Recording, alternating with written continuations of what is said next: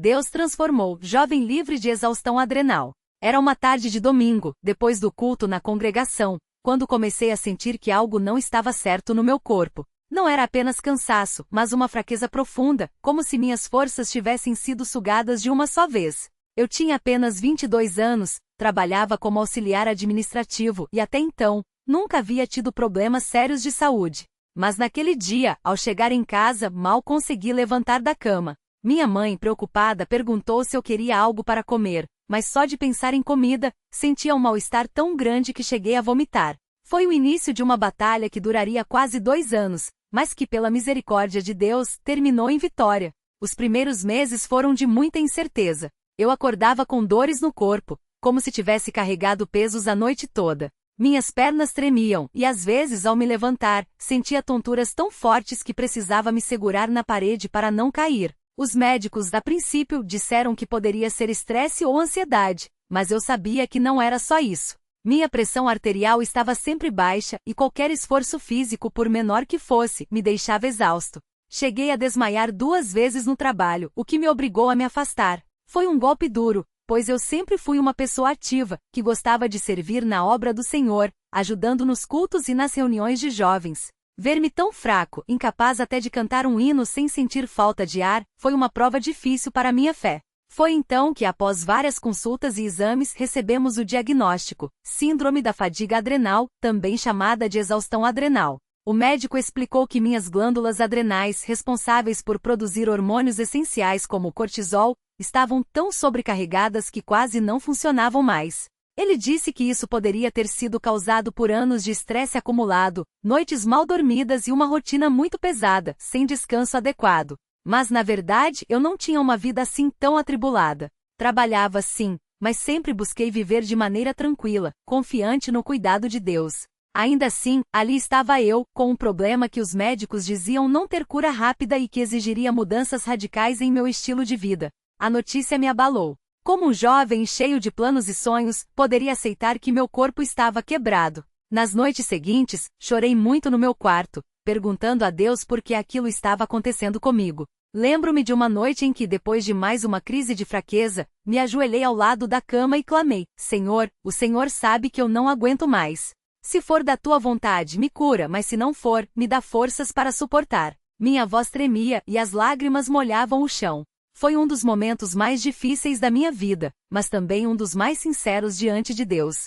Minha família, especialmente minha mãe e meu pai, foram meu grande apoio. Eles oravam por mim todos os dias antes de dormir e ao acordar. Minha mãe preparava refeições especiais, seguindo as orientações médicas, e meu pai, mesmo não entendendo muito do problema, sempre me encorajava dizendo: Filho, Deus não nos desampara. Ele vai te levantar. As irmãs da congregação também foram instrumentos de bênção. Muitas delas vinham me visitar, traziam palavras de ânimo e oravam comigo. Uma irmã mais velha, que já havia passado por uma enfermidade longa, me disse algo que nunca esqueci: Deus não nos dá apenas o que pedimos, mas o que precisamos para nos aproximar mais dele. Aquelas palavras me fizeram refletir. Os tratamentos começaram: remédios para regular os hormônios, suplementos, dieta rigorosa e repouso absoluto.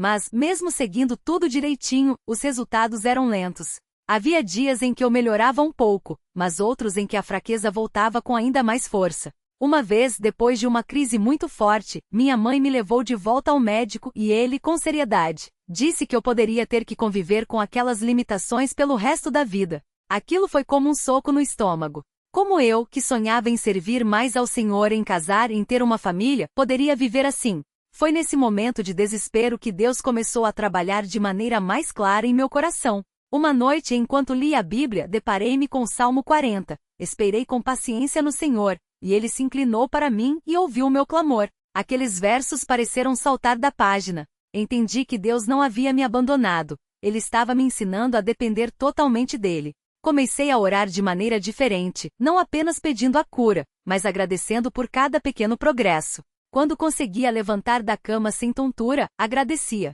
Quando conseguia comer sem enjoo, agradecia. Quando um irmão ou irmã da congregação me ligava para perguntar como eu estava, agradecia. A gratidão foi se tornando minha arma contra o desânimo. Um domingo, durante o culto, enquanto os irmãos cantavam Grande é o Senhor e digno de ser louvado, senti algo diferente no meu coração. Era como se uma paz profunda invadira minha alma. Não era a cura física ainda, mas uma certeza de que Deus estava no controle. Naquela noite em casa, orei com minha família, e meu pai, com lágrimas nos olhos, disse: Senhor, nós não sabemos o que o futuro reserva, mas sabemos que Tu és fiel. Seja feita a Tua vontade. Aquela oração simples, mas cheia de fé, marcou um ponto de virada na minha jornada. Nas semanas seguintes comecei a notar melhoras mais significativas.